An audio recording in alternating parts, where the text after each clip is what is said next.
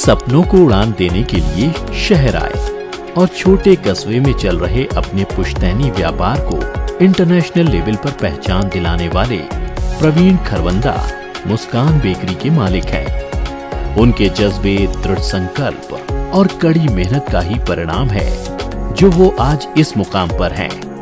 कैसा था प्रवीण खरवंदा का ये सफर, जानेंगे उन्हीं से। नमस्कार, स्वागत है आपका हमारे इस शो वी एंटरप्रेन्योर्स में और मैं हूं आपकी होस्ट पूर्वी। तो जैसा कि आप जानते हैं, हम इस शो में आपको ऐसी हस्तियों से आपकी मुलाकात करवाते हैं जिन्होंने अपनी लाइफ में काफी ऊंचाइयां प्राप्त करी हैं। तो इसीलिए आज हमारे साथ जुड़े हैं मुस्कान बेकरी के ओनर मिस्टर प्रवीण खरवंदा। नमस्कार। हेलो सर, कैसे हैं आप? बहुत बढ़िया जी। तो जैसा कि हम जानते हैं कि बेकरी के इस बिजनेस में आपका काफी नाम है, तो क्यों ना हम इस शो की शुरुआत करते हैं हमारे दर्शकों को ये बताने में कि आपका बिजनेस के बारे में विस्तार में। जी, हमारा बिजनेस है मुस्कान के नाम से बेकरी का व्यवसाय है, जो हमने सन 1990 में शुरू किया था। बहुत छोटी सी जगह में हमने शुरू किया था, 100 गज की जगह थी प्लांट। उस समय ऑटोमेटिक प्लांट भी नहीं होते थे, सब काम हाथ से होता था। हाथ की भट्टियां, पैकिंग हाथ से, मोमबत्ती से पैकिंग करना, मिक्सिंग विक्सिंग सब हाथ से होते थे। जो आज इस सालों में बढ़कर हमने 100 गज से बढ़ाकर 4000 गज में हमारा प्लांट हो गया इस समय। और ऑटोमेटिक सारी चीजें ऑटोमेटिक हो गई हैं। ऑटोमेटिक भट्टी की जगह हमारे ओवन लग गए हैं, मिक्सिंग प्लांट है, पैकिंग मशीन है, सभी चीजें ऑटोमेटिक हमारी हो चुकी है। तो बेकरी के अंदर, जैसे बेकरी अपने आप में एक बहुत बड़ी चीज है, तो बेकरी के अंदर में जो सबसे पहले आपको बताता हूँ क्या क्या चीजें हमारे यहाँ बनती हैं। तो जैसे बेकरी में सबसे पहला आइटम आता है बिस्कुट। तो बिस्कुट की आज से कुछ साल पहले जैसे रेंज होती, सिर्फ एक आटा बिस्कुट एक रेंज होती थी। आज की तारीख में हमारे 40 से ऊपर वैरायटी है बिस्कुट के अंदर। उसमें मीठे, नमकीन सभी तरह के बिस्कुट हैं, हर तरह की पैकिंग है, छोटी बड़ी सभी तरह की पैकिंग भी बनाते हैं। और साथ ही हैंडमेड बिस्कुट बनते हैं हमारे यहाँ, तो एक बहुत अच्छी क्वालिटी बनती है हैंडमेड के अंदर, उसकी पूरी रेंज है। जैसे हमारा नाम है मुस्कान में लिखा है हेल्थ फूड कंपनी, तो हम हेल्थ से रिलेटेड भी बहुत सारे आइटम बनाते हैं। जैसे हमारे ओट बिस्कुट हैं, शुगर फ्री बिस्कुट है हमारे, इसी तरह मूसली वाले बिस्किट हैं और व्हीट ब्रांड के बिस्कुट हैं। तो बिस्कुट के अलावा दूसरी आइटम आती है इसके अंदर रस की भी हमारे यहाँ 10 से ज्यादा वैरायटी है। हर आदमी जैसे दूसरी बेकरी वाले हमारे कंपटीशन में अगर हैं तो 1 या 2 वैरायटियां ही बनाते हैं। हमारी रस के अंदर भी 10 से ऊपर वैरायटी है। जैसे सौंफ रस है, इलायची रस है, और जो हेल्थ कॉन्शियस लोग हैं उनके लिए हमारे पास लो कैलोरी रस भी है, और सूजी रस है, मिल्क रस है। तो रस की भी पूरी रेंज हमारे पास है। बिस्कुट रस के बाद तीसरी आइटम आती है हमारे पास क्रास की आइटम। क्रास में हो गया आपके फैन सभी लोग जानते होंगे, फैन आप जो खाने की आइटम बहुत अच्छी खाई जाती है। तो फैन हो गए, उसके अंदर फैन, फिंगर, खारी, पेटीज के अंदर भी आलू पेटीज ज्यादातर बनती है हमारे यहाँ। आलू पेटीज, पनीर पेटीज, पिज्जा, और एक हमारी मुस्कान स्पेशल पेटीज बहुत बढ़िया बनती है। कभी आपको मौका लगे तो खा के देखे, मुस्कान स्पेशल बहुत अच्छी पेटीज बनती है हमारी। क्रास के बाद अगर नंबर आता है तो फिर उसका पाव और कुलचे का, तो हमारे यहाँ पाव कुलचे बनते हैं। पाव कुलचे आप गाजियाबाद में किसी भी जगह चले जाएं, बस अड्डे चले जाएं, कचहरी के पास या जो भी मेन जगह होती है, राजनगर, कविनगर, जितनी भी ठेलियां मिलेंगी आपको, तो जो कुलचे छोले बेचते हैं, कुलचे छोलों में कुलचे हमारे मिलेंगे आपको। मुस्कान 90% लोग हमारे कुलचे बेचते हैं। पाव वाले हैं तो पाव के पाव भाजी जो शादी ब्याह में चलती है उसके भी ऑर्डर बड़े अच्छे मिलते हैं, वहां भी जाती है। और यदि आपको कभी कविनगर सी ब्लॉक में जाने का मौका मिला हो तो एक मुस्कान बर्गर के नाम से हमारी दुकान है बड़ी अच्छी, उसका कभी यूट्यूब पे आप सर्च करना तो हार्ट अटैक बर्गर के नाम से आता है। अच्छा। वो इतना बढ़िया बर्गर बनाता है, रोज के 500-600 से पीस ऊपर बिकते हैं उसके। कभी भी यूट्यूब पे सर्च करके देखे हार्ट अटैक बर्गर, तो सारे मुस्कान के बर्गर वहां पे लगते हैं। तो बेकरी के अंदर इन चीजों के अलावा एक मेन चीज आती है जो बेकरी जिसके बिना अधूरी है, केक पेस्ट्री। तो केक पेस्ट्री भी हमारे यहाँ बहुत अच्छे बनते हैं। आज की तारीख में मैं कह सकता हूँ कि नंबर 1 हम लोग बनाने वाले हैं गाजियाबाद में, सबसे ज्यादा केक पेस्ट्री हमारे यहाँ बनते हैं। तो केक पेस्ट्री अगर आज से पहले देखें तो लिमिटेड डिजाइन होते थे, मिकी माउस बन गया, जहाज बन गया, बटरफ्लाई बन गई, ये आइटम होते थे। आज मीडिया का युग है, तो हर चीज जो आदमी केक बनवाने आता है तो फोन में लेके आता है, फोन अपना दिया, इसमें ये बनाना है, स्मार्टफोन है, डिजाइन खुद ढूंढता है, खुद बताता है हमें। तो जो चीज आप चाहो वो केक बनते हैं। केक के अंदर हाँ सभी तरह के, जैसे कस्टमाइज केक, जैसे भी आप चाहो सभी तरह के केक हम बनाते हैं। वेडिंग केक का जमाना भी बहुत ज्यादा आजकल हो गया। पहले सिर्फ बर्थडे केक चलते थे, आजकल तो mother day, father day, teacher day, इतने डे हैं, सभी पे केक चलता है। केक के बिना मतलब लगता है जैसे जीवन ही अधूरा है। कोई शादी हो उसके बिना नहीं है, कुछ नया साल मनाना है, तो आप जितने भी केक पेस्ट्री के आप चीजें बनाते हैं, करते हैं, आप लोग मनाने वाले हैं, हम लोग उसके लिए मनवाने वाले हैं। अब नया साल होता है तो हमें 24 घंटे काम करना पड़ता है, पूरे उसमें काम करते हैं हम लोग। केक पेस्ट्री इतने बिकते हैं इसमें, तो केक की बहुत वैरायटी है पूरी। जैसे मैंने आपको बताया केक है। केक के बाद एक आइटम आती है हमारी दिवाली की। हम लोग दिवाली का बहुत अच्छा काम करते हैं। दिवाली के अंदर जितने भी गिफ्ट पैक आते हैं बड़ी कंपनी, उस हिसाब से हमारे सभी तरह के गिफ्ट पैक बनते हैं। गिफ्ट पैक में सोन पापड़ी, मीठे के आइटम, सोन पापड़ी, रसगुल्ला, गुलाब जामुन, नमकीन, बिस्कुट, सब मिला के गिफ्ट पैक हमारे बहुत बनते हैं। ये तो हमारी होगी मैन्युफैक्चरिंग की बात, जो जो चीजें हम बनाते हैं। जैसे मैंने अभी आपको बताया, एक आइटम और अभी हमने बहुत नया शुरू करा है आइसक्रीम का। पिछले साल ही हमने बेकरी के साथ साथ आइसक्रीम का प्लांट लगाया। फुल्ली ऑटोमेटिक प्लांट है हमारा ये, जिसके अंदर 6,000 पीस पर मिनट की प्रोडक्शन है उसके अंदर। तो फुल्ली ऑटोमेटिक है। आप एक तरफ से मिक्सचर डालेंगे तो मिक्सचर वहां से तैयार होकर पूरा पैक होकर ही निकलता है। अच्छा। तो आइसक्रीम के अंदर जैसे कैंडी है, कोन है, ब्रिक हैं और अपने गैलन है, सभी आइटम हमारे यहाँ बनाई जाती है। आप किसी भी शादी ब्याह में जाएंगे गाजियाबाद में, प्रभु की कृपा, बड़ा नाम है हमारा, तो हर जगह शादी ब्याह में आपको मुस्कान के गैलन मिलेंगे, दुकानों पे हर जगह मिलेंगे। कार्ड्स भी चलती हैं हमारी यहाँ से भी। आइसक्रीम की सप्लाई शुरू हुई है हमारी यहाँ, रामपुर है, अमरोहा है, आगरा है, 8 या 9 शहरों में हम लोग सप्लाई कर रहे हैं इसकी। इसके अलावा कुछ चीजें हम आउटसोर्सिंग भी करते हैं। कुछ समय से हमने काम शुरू किया है। जैसे अभी हमने फ्रोजन मटर का काम शुरू किया, मुस्कान के नाम से फ्रोजन मटर बना रहे हैं, ले रहे हैं, पैक कर रहे हैं। ऐसी एक कैंडी लाइन है, कैंडी की बहुत सारी आइटम है। कैंडी के अंदर जैसे संतरे गोली होती है, संतरा गोली, लीची, आम गोली, इसके अलावा उसमें हो गया अनारदाना गोली, हाजमा गोली, और उसके अलावा माउथ फ्रेशनर। ये सब भी हम लोग अपनी पैकिंग में पैक करके बेच रहे हैं, बहुत अच्छे चलते हैं हमारे ये। इसी के एक नई चीज और शुरू कर दी, हेल्थ कॉन्शियस के हिसाब से हमने जो पीनट बटर, ये जिम वाले या जिसने अपने जो होते हैं ये सब लोग खाते हैं, तो पीनट बटर भी हमने पीछे शुरुआत करी है। आई एम श्योर हमारे व्यूअर्स को आपके बिजनेस के बारे में जान के काफी इंस्पिरेशन मिली होगी। दूसरी चीज मैं आपसे ये पूछना चाहूंगी कि आपने पर्टिकुलर मुस्कान नाम ही क्यों चुना? ये आपने बड़ा अच्छा सवाल पूछा।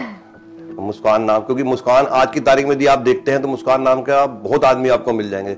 बच्चों के नाम भी हैं, आइटम भी बहुत सारे आगे हैं। लेकिन जब मैंने मुस्कान का नाम रखा था तब मुस्कान को कोई कहीं पे भी मुस्कान का नाम नहीं था। सन 90 में शुरू किया था और इसकी शुरुआत हुई थी सन 86 में। 86 में हमारे पिताजी ने एक अलग मकान बनाया, तो उसका नाम मैंने मुस्कान भवन रखा था। तो हमारी दादी बल्कि चिढ़ाती थी, हमसे पूछती थी मुस्कान भवन का क्या मतलब है, तो मैं उन्हें बोलता था मुस्कान भवन मतलब मुस्कुराना, खुश रहना। तो मेरी शुरू से आदत खुश रहने की रही है, मुस्कुराने की रही है, तो वहां से मैंने मुस्कान इसका नाम रखा था। मेरे घर में किसी का भी नाम मुस्कान आज भी नहीं है, पहले भी नहीं था। काफी अच्छे विचार रहे हैं आपके इस नाम को रखने के पीछे, एंड आई एम श्योर हमारे सारे दर्शकों को पता होगा कि आपके ये प्रोडक्ट्स हर घर में मुस्कान ला रहे हैं।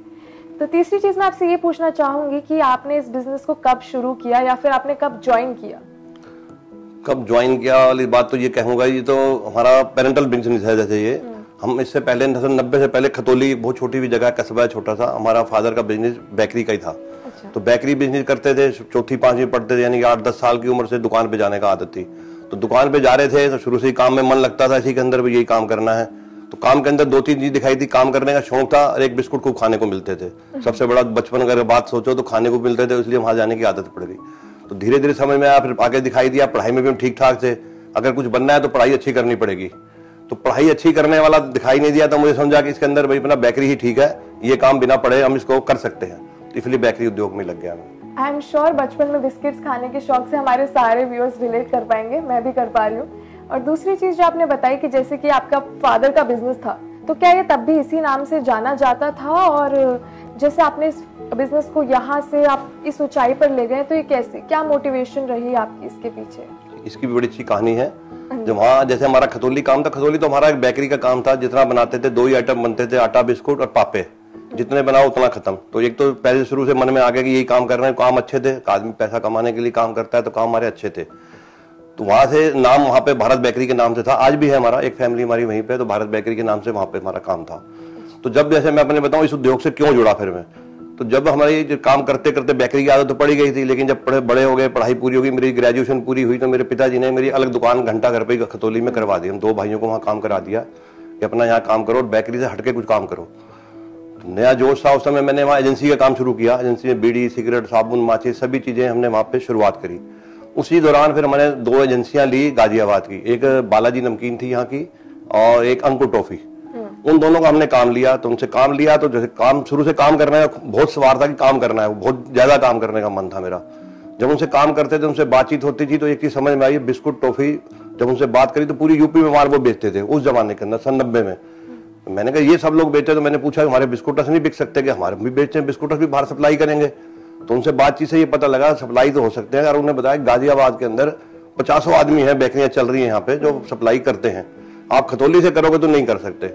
मेरी समझ में ये बात आ गई। फिर मैंने अपने पिताजी से बात करी, तो हमने उससे बातचीत करी, उनसे बात करके तो हम लोग सन 90 में हमने गाजियाबाद है। गाजियाबाद में मैं उनका बहुत धन्यवाद करूंगा बालाजी नमकीन के मालिक मिस्टर अवध जी और उनको टोफिल वाले विजय कक्कड़ जी, ये अफसोस की बात है कि दोनों इस समय नहीं है, उनकी दोनों की डेथ हो चुकी है। तो उन दोनों ने पूरा सहयोग किया हमें यहाँ लाने में, हमने जगह ली, काम समझा, तो उसी काम के अंदर धीरे धीरे उसमें घुसते चले गए। अच्छा, तो जैसे कि आपने बताया कि आप खतौली से गाजियाबाद में अपने बिजनेस को लेके आए हैं, आपने बिजनेस को इतने अच्छे से एस्टैब्लिश किया है और काफी लोगों ने आपकी मदद भी करी, तो क्या कभी कुछ ऐसा हुआ, कोई ऐसा पड़ाव आया जहाँ पे आपको बहुत मुश्किलों का सामना करना पड़ा? आपने कभी सोचा इस बिजनेस को बंद करने के बारे में या कुछ भी ऐसा? कोई भी आप बिजनेस करो, बिजनेस करना इतना आसान नहीं है, बिजनेस बहुत मेहनत करनी पड़ती है नई बिजनेस में। तो जो मुझे अपनी अगर चैलेंज वाली बात करूं, 3-4 चीजें जो फेस करनी पड़ी उस समय, क्योंकि हम लोग खतौली थे, खतौली में तो हम राजा थे, एक तो छोटी जगह थी, सिंगल बेकरी थी, तो हम ही लोग अपना वहाँ काम करते थे, हमारे अलावा कोई कंपटीटर हमारा नहीं था। और बहुत जिसे कहते हैं राजा होकर माल बेचना, इस तरह से माल हम बेचते थे वहाँ पे। अब यहाँ नए शहर में आए, 50 हम जैसे पहले बैठे, हम नए कंपटीटर, कैसे काम किया जाए? तो सबसे पहली बात एक घटना सुनाता हूँ। सबसे पहले जब पन्नी छपवाने के लिए गए वहाँ पे, जो पन्नी छपती है हमारी बिस्कुट की, तो हमने उससे नाम बताया कि मुस्कान के नाम से पन्नी छापनी है और ये डिजाइन ऐसे कोई बढ़िया डिजाइन बना के। तो मुझे अब तक याद है वो डिजाइनर मुझे देखने लग गया कि उससे पहले जो भी एक ब्रांड चलता था यहाँ पे, जितने भी आदमी यहाँ ब्रांड बनाते थे सब उसी को कहते हैं इसकी डुप्लीकेट पन्नी बना दो, उससे मिलता जुलता नाम रखते थे, उसी की तरह की पन्नी बनाते थे। मैंने कहा नहीं भाई, अपना ही नाम रखेंगे और अपना ही करेंगे, चल गया तो काम करेंगे, नहीं चला तो खतौली हमारे काम बहुत अच्छे हैं, वापस चले जाएंगे। तो ये घटना तो मेरे साथ ये घटी।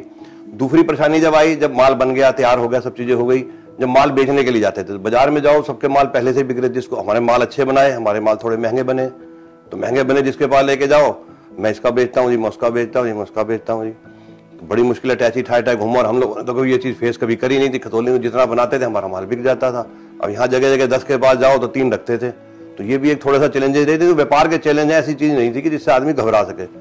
फिर हमने शुरुआत करी, जैसे मैंने बताया हमारे अवध जी थे, विजय जी थे, तो मैंने उनके डिस्ट्रीब्यूटरों को उनसे लिस्ट ली पूरी की पूरी, उनसे भाई आप कहाँ कहाँ शहरों में माल भेजते हो, उन सबके पते लिए, उन सबके पास में गया, उनसे जिनके पास गया उनसे अच्छे ऑर्डर मिले, सबसे ऑर्डर लिए। तो उसके अंदर एक नई परेशानी आ गई, जो है टॉफी गोली और नमकीन का जो काम है ट्रांसपोर्ट से बुक होकर चला जाता है, ब्रेकेबल आइटम नहीं होता उनका, तो ट्रांसपोर्ट से बुक करा के थोड़ा माल भी भेज देते थे। हमारा नया काम, ऑर्डर थोड़ा मिला, ट्रांसपोर्ट बुक करा नहीं सकते तो कैसे माल भेजें, ट्रक का फुल लोड का ट्रक का ऑर्डर नहीं होता था। तो फिर हमने उस टाइम ही मैंने एक मेटाडोर खरीदी बंद बॉडी की, उसके साथ चलता था, साथ माल लेके जाता था, खुद चलाता था, ड्राइवर रखा था, रात दिन मेहनत करके उसको काम चलाया। उसके बाद तो धीरे धीरे अपने आप काम कब बढ़ता चला गया, 100 गज से 400 गज हुई, 400 से 800 हुई, 800 से 1000 हुई, 1000 से 4000 हो गई। अब कहीं नहीं जाना पड़ता, भगवान की कृपा है, सब घर बैठे काम चलता है हमारा। मेरे पास 2 सलाहकार बड़े बड़े अच्छे हैं, मेरे दोस्त हैं, गोपी चंद जी हैं, सुबित बैरी जी हैं। तो मुझे व्यापारिक कोई भी चैलेंज आता है तो मैं इनसे सलाह मशवरा कर लेता हूँ और वो मेरे दूर हो जाते हैं। बिल्कुल सही बात बोली आपने, कोई भी बिजनेस हो चैलेंजेस थोड़े बहुत तो फेस करने ही पड़ते हैं जी। तो कभी आपने इस बिजनेस के अलावा किसी और बिजनेस में शिफ्ट करने का कुछ सोचा, या फिर आप हमेशा से यही करने का सोच रहे थे? नहीं, सोचा तो मैंने कभी नहीं जी इस बिजनेस के अलावा कभी, क्योंकि बिस्कुट मैंने बताया शुरू से ही जैसे जाने की आदत थी काम के अंदर, बचपन से जो आदमी खून में रम जाता है उस काम को छोड़ नहीं सकता।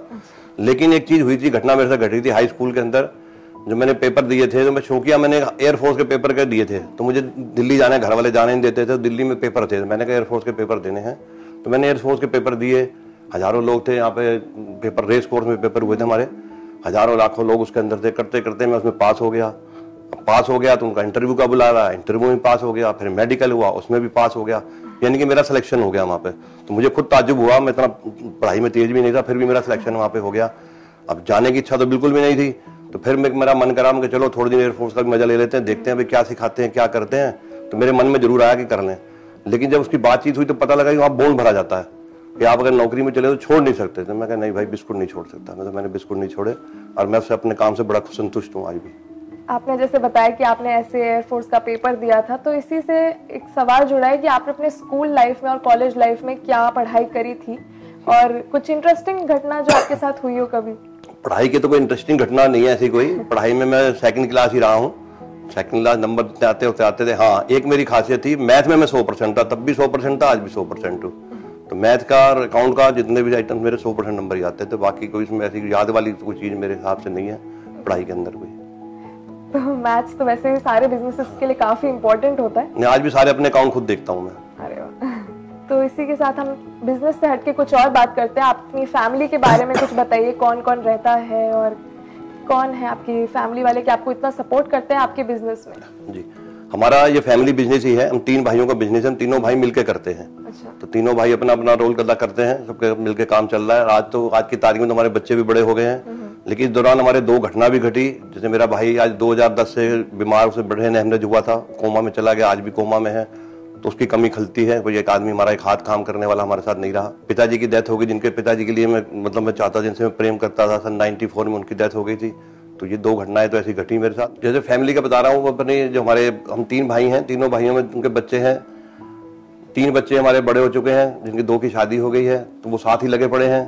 2 लड़कियां हैं, उसमें एक की शादी हो गई है, एक रह रही है अभी, और एक लड़का हमारे अभी कॉलेज में पढ़ रहा है। तो पूरा हमारा फैमिली बिजनेस है, सभी हम बच्चे और हम मिलकर ही पूरा फैमिली बिजनेस चलाते हैं। सभी का सहयोग है, सभी अपने हिसाब से अपना अपना काम देखते हैं उसके अंदर। जैसे आपने हमें अपने भाइयों और बच्चों के बारे में बताया, तो क्या आपकी लाइफ पार्टनर, आपकी वाइफ भी आपको सपोर्ट करती है या उनका कुछ योगदान रहा है आपके बिजनेस में?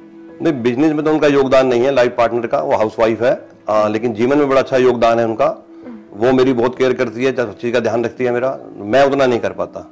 घर का सारा काम संभालना करना वो देखती है, और मेरे बारे में जो ध्यान रखना, मुझे क्या पहनना है, क्या खाना है, यहाँ तक कि मेरे कपड़ों की खरीदारी तक सब वही करती है। मुझे इन चीज़ों की कम अकल है, क्या पहन के जाना है, वो सब कुछ वही देखती है, लेकिन मैं उसकी उतनी केयर नहीं कर पाता जितनी मुझे करनी चाहिए। जैसा कि हम सबने सुना है कि there is a woman behind every man success, तो ये बात बिल्कुल सही है कि उन्होंने आपकी काफ़ी सपोर्ट भी किया है, चाहे आपके घर में किया हो, बिजनेस में थोड़ा बहुत हाथ बटाया हो। इसके बाद मैं आपसे जानना चाहूंगी कि आपने अपने बिजनेस को एक वर्ड या सेंटेंस में कैसे डिस्क्राइब कर सकते हैं? बिजनेस को वर्ड में या इसे ऐसे कह सकते हैं हम लोग, 100% ईमानदारी, कड़ी मेहनत और पूरा काम पूरा ही करना। तो मैं अपने लिए 3 लक्ष्य लेके चलता हूँ, टारगेट जो करना है पूरा करना है और पूरी ईमानदारी से करना। काफी अच्छे से डिस्क्राइब किया आपने अपने बिजनेस को। और अपने आपको 5 सालों में आप इसी बिजनेस में देखते हैं या फिर आप कहीं और इस बिजनेस को बढ़ाना चाहते हैं, या फिर मतलब आपकी क्या फ्यूचर प्लान्स है? बिजनेस का प्लान तो है, बिजनेस तो बहुत बड़ा कर दिया है, लेकिन बिजनेस करने का प्लान अब नहीं है। बिजनेस बच्चों के हाथ में दे रहे हैं, बच्चों को संभाल रहे हैं। मैं तो रिटायरमेंट लेना चाह रहा था कुछ समय से पहले से ही। बहुत काम कर लिया, जितना चाहा उससे ज्यादा ही काम हुआ। तो रिटायरमेंट के लिए हमने प्लान बनाया था। मैं अपने लिए एक मेडिटेशन सेंटर बनाना चाह रहा था, लेकिन वो बनते बनते घूमते घूमते वो कुछ और बड़ा उद्योग बन गया। तो हमने एक जगह है नैनीताल से ऊपर मुक्तेश्वर, जैसे आजकल कुछ लोग मिनी स्विट्जरलैंड भी कहते हैं, तो वहां हमने जगह ली है, रिसोर्ट बना रहे हैं, साथ में मेडिटेशन सेंटर बना रहे हैं। तो प्रभु चाहेंगे तो 2 साल तक पूरा हो जाएगा। तो मैं अपने एक मेरी आदत और भी है, मैं जहाँ जाता हूँ अकेला नहीं जाता, पूरी फैमिली के साथ जाता हूँ। फैमिली मतलब तीनों भाइयों की फैमिली। तो तीनों भाइयों को लेकर वहीं चला जाऊंगा, सब लोग वहीं रहेंगे रिसोर्ट में, वहाँ रहना करना, तो उसमें मेडिटेशन सेंटर भी देखना प्रकृति की गोद के अंदर, और बच्चे काम संभालेंगे। तो मैं तो 5 साल बाद अपने काम से हटने के देख रहा हूँ जी। तो आपने अपने फ्यूचर की पूरी एंजॉयमेंट प्लान कर रखी है अच्छे से? हाँ, एंजॉयमेंट कह लो या हाँ एंजॉयमेंट समझो जी, एंजॉयमेंट बिल्कुल। काफी मेहनत करी आपने इस बिजनेस में जी। काफी अच्छा विचार है आपका कि काफी कम लोग होते हैं जो ऐसा सोचते हैं कि एक सही टाइम के बाद रिटायरमेंट लेने का। और ये बहुत अच्छी चीज लगी कि आपने स्पिरिचुअलिटी को चूज किया है अपने आगे की लाइफ को स्पेंड करने के लिए, मेडिटेशन को, शांति को। तो इसी के साथ हम जानना चाहेंगे कि क्या आपकी लाइफ में कुछ ऐसा सोशल कॉज है जो आप सपोर्ट कर रहे हो, या फिर आपका बिजनेस सपोर्ट कर रहा हो सोसाइटी के लिए, कुछ भी ऐसा समाज के प्रति? जो मैं तो एक सबसे ज्यादा अपना एक चीज मानता हूँ, हम लोग फूड से जुड़े हुए लोग हैं, हमारा मैन्युफैक्चरिंग जो है फूड की है। तो फूड के अंदर बहुत सारी चीजें, मैं बहुत अपने व्यापारी भाइयों को देखता हूँ, कई लोग हैं जैसे नकली सामान बनाना, घटिया चीजें मिलाना, ये काम करते हैं। तो मैं एक सबसे बड़ा असूल है, मैं समाज के प्रति भी अपना समझता हूँ कि कोई आदमी हम फैक्ट्री बनाते हैं, जो खाने वाले हैं पता नहीं कहाँ कहाँ बैठे हैं, जो देखने नहीं आ रहे हम क्या लगा रहे हैं। तो मैं कोई भी आइटम ऐसा नहीं लगाता जो खाने योग्य ना हो, सब चीज क्वालिटी अच्छी लगाता हूँ, सफाई का ध्यान रखता हूँ। तो सबसे पहला तो अपना यही मानता हूँ कि ये मेरे लिए बहुत बड़ी बात है कि कोई खाने की चीज ऐसी ना बनाऊं जो किसी को नुकसान दे। जो खुद खाता हूँ वही खिलाता हूँ, और खुला चैलेंज भी देता हूँ। हमारे फूड वाले आते हैं दूसरे, आप पूरी फैक्ट्री मेरी घूम लो, कोई एक भी आइटम चुन के दिखा दो जो मैं गलत लगाता हूँ, कभी भी इस तरह। दूसरी अगर आप बात करो सामाजिक वाली, भाई समाज में सोशल के प्रति, समाज के प्रति क्या चीज है, तो वैसे तो मैं इस चीज को मीडिया पे बताना अच्छा भी नहीं समझता। जो आप दान पुण्य करते हैं किसी को बताने की चीज नहीं होती, लेकिन मैं थोड़ा इतना बता सकता हूँ, जो भी मैं दान पुण्य भी अगर किस तरह से करता हूँ, 2 चीजों में करता हूँ। किसी की पढ़ाई करानी हो तो पढ़ाई में जो भी लगता हो, मेरे से जो बनता है मैं कराता हूँ। कोई बीमार हो तो उसके जितना भी मेडिकल खर्चा हो कुछ करता हूँ। दोनों चीजों में सहयोग जितना मेरे से बन पड़ता है मैं देता हूँ, बाकी किसी चीज में नहीं करता। भगवान मंदिर, गुरुद्वारा, कहीं पे भी मैं भगवान के नाम पे पैसे देना बिल्कुल पसंद नहीं करता। इन 2 चीजों में देना पसंद करता हूँ। अच्छा लगा ये जानकर कि आप कस्टमर लॉयल्टी को अपना फर्स्ट प्रायोरिटी देते हैं। बहुत सारी चीजें ऐसी होती हैं जो मिलावट वाली चीजें, सस्ती चीजें मिलती हैं बाजार के अंदर, हम भी व्यापार करते हैं, बहुत चीजें आती हैं हमारे सामने कि आप ये लगा लो, ये लगा लो, तो मैं कभी भी उस तरह में समझौता किसी कीमत पे भी नहीं करता। जैसे कि आपने बताया कि आप हेल्थ और एजुकेशन सेक्टर में काफी डोनेट करते हैं, इससे ये समझ आ रहा है कि आपको लगता है कि इंसान की सेवा करना ही भगवान की सेवा करना होता है। तो काफी उत्तम विचार है आपका ये। तो लाइफ में आपका कोई गुरु है जिसको आप फॉलो करते हो, या फिर जिससे आपको प्रेरणा मिलती हो ये सारे काम करने की, समाज सेवा करने की? गुरु तो जैसे हमारे चैतन्य गुरु जी हैं, जिनसे हमें प्रेरणा मिलती है जीवन जीने की कला। वो हमें जीवन जीने की कला सिखाते हैं। मेडिटेशन भी उनसे सीखा है मैंने, उनसे सीखते हैं। और बाकी नॉर्मल लाइफ में अगर कहो तो जो आदमी ज्यादा काम करता है, जो अपना पूरा हार्ड वर्क पूरा करता है, मुझे सभी आदमी अच्छे लगते हैं, उनसे सबसे प्रेरणा लेता हूँ मैं। वो सबको गुरु मानता हूँ जो काम करते हैं। काफी अच्छी चीज है, हर इंसान से कुछ ना कुछ सीखने को जरूर मिलता है। अभी हमारे दर्शकों को भी आपसे सीखने को काफी कुछ मिल गया होगा इतनी देर में, आई एम श्योर। तो हमारे इस इंटरव्यू का आज का लास्ट क्वेश्चन रहेगा इनसे कि आप कुछ मैसेज देना चाहेंगे हमारे यूथ को, कुछ इंस्पिरेशन या कुछ भी मोटिवेशनल मैसेज, कुछ भी? यूथ के लिए अगर व्यापार अच्छा करना है तो मैसेज एक ही देना चाहूंगा, ये कड़ी मेहनत करनी पड़ती है, कोई शॉर्टकट काम करने का नहीं होता। पूरी ईमानदारी से काम करना है, कड़ी मेहनत करनी है। और सबसे जरूरी चीज एक और, अगर आज का यूथ करते नहीं है, मैं समझाता हूँ, कई आदमी सुनते नहीं है, लेकिन बहुत जरूरी चीज है सुबह सूर्य उदय से पहले उठना और मेडिटेशन करना। अगर आप मेडिटेशन कोई भी बच्चा करता है किसी तरह से, तो आपकी जितने भी बिजनेस की परेशानियां हैं वो सारी दूर हो जाती हैं अपने आप। उसके अंदर दिमाग नहीं लगाना पड़ता है कैसे ठीक होगा, बहुत सहायता मिलती है मेडिटेशन से। तो आप उसे कर सकते, ये काम जरूर करना चाहिए। काफी इंफॉर्मेशनल मैसेज है और काफी कुछ सीखने को मिला होगा हमारे यूथ को आपके इस मैसेज से, एंड आई एम श्योर ये लोग आपकी बातों को फॉलो करेंगे। तो इसी के साथ हमारा इंटरव्यू यहाँ खत्म होता है और हम शुरू करते हैं हमारा रैपिड फायर राउंड जी। तो रैपिड फायर राउंड का हमारा पहला क्वेश्चन है, आप कौन से भगवान को वर्शिप करते हैं और क्यों? मैं राधा कृष्ण को फॉलो करता हूँ जी, क्योंकि प्रेम की मूर्ति है। तो राधा कृष्ण। कौन से इंसान से आप सबसे ज्यादा इम्प्रेस होते हैं? जो आदमी हार्ड वर्क करता है। तो हमारे साथ में जैसे काम करने वाले जो आदमी हार्ड वर्क कर रहा है, मेरे कुछ आदमी हैं जैसे जो हमारे साथ जुड़े हुए हैं। हमारे एक सुभाष जी हैं जो सन 90-95 से हमारे साथ जुड़े थे, ईस्ट का काम करते थे, स्कूटर में माल लेके ढोते थे, और आज उनका बहुत बड़ा काम है। इसी तरह हमारे एक तरुण फ्रिज वाले हैं, वो भी बहुत छोटे, हमारे साथ 90-92 में उन लोगों ने काम, मैंने देखा बहुत छोटे से काम करते थे। हमारे पास उनके यहाँ से कम 100-200 फ्रिज उनके आ चुके होंगे, ज्यादा ही आ गए होंगे। आज भी उनका बहुत बड़ा, आज उनका भी बहुत बड़ा काम है। इनकी जो आदमी मेहनत कर करके, क्योंकि मैं खुद मेहनत करके बड़ा हूँ, मैंने हाथ से भट्टियां हुकी हैं, सभी काम खुद करे हैं। तो जो आदमी खुद मेहनत करता है और मेहनत करके बड़ा बनता है, तो मुझे बहुत इंस्पायर करते हैं, उनसे मैं बहुत प्रभावित होता हूँ। बिल्कुल। एक हाँ, इसमें एक नाम और है, हमारी आशिमा जी हैं, जो हमारा मेडिटेशन सेंटर है उसमें जो काम करती है हमारे साथ। उसका काम करने का व्यू देखोगे, कितने भी काम हो, कितने आदमी हमारे कार्यक्रम होता है, 100-100 200 आदमी आते हैं, उनको कैसे हैंडल करना, उनका खाने से लेकर उनसे बातचीत करना, कभी गुस्सा ना आना, ये सब या तो मेडिटेशन का असर कह लो या किसी से कह लो, बहुत अच्छे तरीके से काम करती है। 3 आदमियों से बहुत ज्यादा प्रभावित हुए। अरे वाह। तो कोई ऐसी लेडी जिससे आपका सपना हो मिलना, कोई भी एक्ट्रेस या कुछ भी, कोई भी बिजनेस में आए? लेडीज का तो एक ही चीज कह सकता हूँ, कोई ऐसी लेडीज मिले जिसकी गोद में सिर रख के सुकून मिल सके। और कोई ऐसी किताब जो आपको सबसे ज्यादा पसंद हो पढ़ना? पढ़ने में किताब मैंने बचपन में अगर पढ़ी है तो मैंने कॉमिक्स वगैरह ही पढ़े हैं, सरिता पढ़ी है, वो कोई खास ऐसी नहीं पढ़ी। लेकिन हाँ, आजकल मैं धर्म से जब से जुड़ा हुआ हूँ तो गीता भी पढ़ रहा हूँ। आपकी फेवरेट मूवी जो आपको सबसे ज्यादा पसंद हो? फेवरेट मूवी वक्त है, एक मेरा नाम जोकर है, उनके तो पिक्चर भी अच्छी लगी, गाने भी अच्छे लगे उनके। अच्छा, आपकी favourite travel destination? Travel destination जहाँ प्रकृति का सौंदर्य, जो सौंदर्य देखना पसंद करता हूँ, जहाँ प्रकृति हो, कोई भी जगह हो, चाहे वो हिंदुस्तान में हो चाहे हिंदुस्तान से बाहर हो, जहाँ प्रकृति हो। फेवरेट खाना जो आपको सबसे ज्यादा? घर का खाना, सादा खाना, घर का खाना। बाहर का खाना पसंद नहीं करता, खाना पड़ता है, लेकिन घर का खाना ज्यादा पसंद है। फेवरेट कपड़े जो आप पहनना पसंद करते हो? जीन्स और टी शर्ट। कंफर्टेबल। कोई फेवरेट गेम जो आप खेलते हो? फेवरेट गेम खेलता हूँ, बैडमिंटन आज भी खेलता हूँ, रोज खेलने जाता हूँ, बहुत बचपन से खेल रहा हूँ, आज भी बहुत अच्छा खेलता हूँ। अभी टूर्नामेंट हुआ था, सेकंड आया हूँ वहाँ पे। स्पोर्ट्स का पैशन। लास्ट क्वेश्चन रहेगा हमारा रैपिड फायर राउंड का, आपका अल्टीमेट ड्रीम? अल्टीमेट ड्रीम है जी समय तो प्रभु से मिलना, इतनी भक्ति करूँ कि प्रभु से जीते जी मिलन हो सके। काफी अच्छा लगा आज आपसे बात करके, आप इस शो पे आए, आपने अपना टाइम दिया और आपकी लाइफ के बारे में, पूरी हार्डशिप्स जो भी आपने फेस किया है अपनी लाइफ में और आपने अपने बिजनेस को कहाँ से कहाँ पहुँचाया है, आई एम श्योर हमारे व्यूअर्स को और मुझे खुद को भी काफी इंस्पिरेशन मिली है इससे। तो ये था हमारा आज का एपिसोड, जिसमें हमारी मुलाकात हुई मुस्कान बेकरी के ओनर परवीन खरबंदा जी से और हमने उनकी लाइफ के बारे में जाना, उनकी जर्नी और कैसे उनका बिजनेस एस्टैब्लिश हुआ, सब कुछ। तो इसी के साथ आज का एपिसोड खत्म होता है और मिलते हैं हम नेक्स्ट एपिसोड में ऐसे ही किसी और हस्ती के साथ। Stay tuned.